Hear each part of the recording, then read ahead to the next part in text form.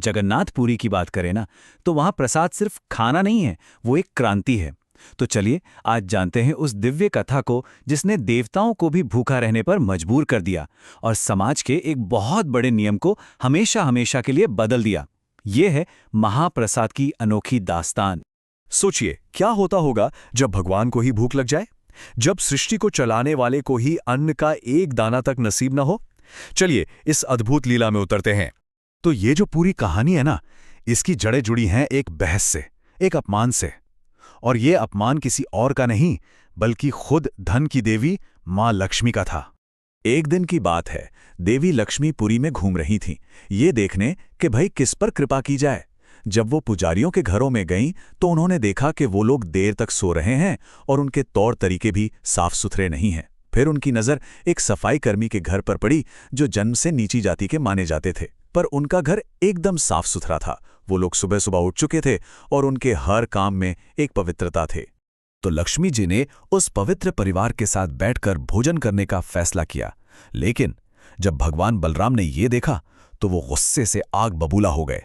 बलराम जी का मानना था कि पवित्रता जन्म से होती है, पर मां लक्ष्मी का नजरिया बिल्कुल अलग था। उनके लिए पवित्रता कर्म से तय होती है। और बस यहीं से शुरू हुआ टकराव।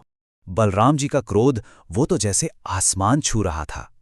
उन्होंने मंदिर में आकर ऐलान कर दिया, हम ऐसे हाथों से बना भोजन नहीं करेंगे।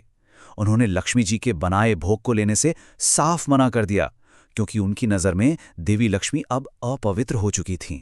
एक दिन, 2 दिन, पूरे 3 दिन जब लगातार उनका बनाया प्रसाद ठुकराया गया तो लक्ष्मी जी का सब्र जवाब दे गया। उन्होंने कहा, अगर मेरी सेवा का ही कोई मोल नहीं तो मेरा यहां रहना भी बेकार है। और उसी रात वो मंदिर छोड़कर चली गईं। और बस लक्ष्मी जी के जाते ही जगन्नाथपुरी का भाग्य भी जैसे उनके साथ ही चला गया। अब शुरू हुआ भगवान का श्रीहीन लीला का दौर, मतलब भाग्यहीन भगवान की कथा। देखते हैं कि लक्ष्मी के बिना उनका क्या हाल हुआ। श्रीहीन, इसका मतलब क्या है? इसका मतलब है श्री के बिना हो जाना, यानी देवी लक्ष्मी के बिना। और जब लक्ष्मी ही ना हो तो धन, समृद्धि, सुंदरता, सौभाग्य कुछ भी नहीं बचता। अगली सुबह जब जगन्नाथ और बलराम की आंख खुली तो वो अपने सोने के सिंहासनों पर नहीं थे। नहीं, वो पड़े थे ठंडी सख्त जमीन पर। उन्हें कुछ समझ ही नहीं आया कि ये आखिर हो क्या गया। न सोने के सिंहासन थे, गायब। रेशमी कपड़े, वो भी गायब। कीमती गहने, गायब। रसोई में अन्न का एक दाना तक नहीं, सब गायब। अरे चूल्हा जलाने के लिए लकड़ी तक नहीं बची थी। सब कुछ गायब था। लक्ष्मी जी अपने साथ मंदिर की सारी श्री ले जा चुकी थी। लक्ष्मी के बिना भगवान श्रीहीन तो हो ही चुके थे, पर अब वो भूख से भी लाचार थे। और यहीं से कहानी का सबसे दर्दनाक हिस्सा शुरू होता है, जब भगवान को खुद भीख मांगने की नौबत आ गई।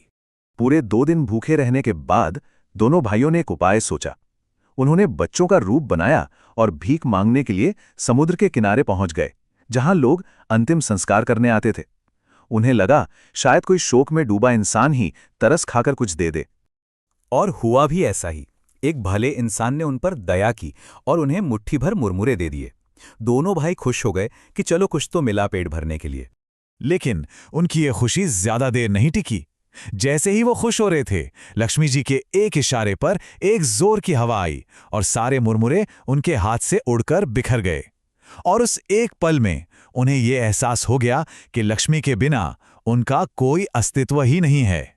बस उस एक पल में सारा घमंड, सारा अहंकार चूर चूर हो गया। भूख और लाचारी ने दोनों भाइयों को अपनी गलती का एहसास करा दिया। और अब वो पवित्रता का असली मतलब समझने के लिए मां लक्ष्मी को ढूंढने निकल पड़े। और जानते हैं उन्हें लक्ष्मी जी कहाँ मिली? उसी परिवार के घर में जिसका बलराम जी ने अपमान किया था। पर अब वो कोई मामूली झोपड़ी नहीं थी, वो तो सोने चांदी हीरे मोती से किसी मंदिर की तरह चमक रही थी। जब बलराम ने पछताते हुए माफी मांगी, तब लक्ष्मी जी ने उन्हें पवित्रता का असली पाठ पढ़ाया। उन्होंने कहा, हमारे लिए जो अपने कर्मों से शुद्ध है वही असली शुद्ध है। उन्होंने समझाया कि कैसे जन्म से ऊंचे कुल के पुजारी अशुद्ध काम कर रहे थे और वो तथाकथित नीची जाति का परिवार अपने हर काम में पवित्र था।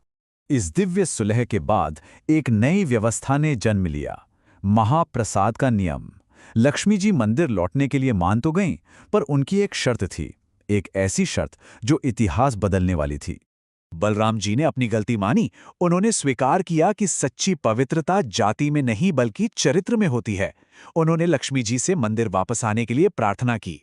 तब लक्ष्मी जी ने उनके सामने एक शर्त रखी, एक ऐसी नई परंपरा की स्थापना जो समाज में बराबरी की मिसाल बने।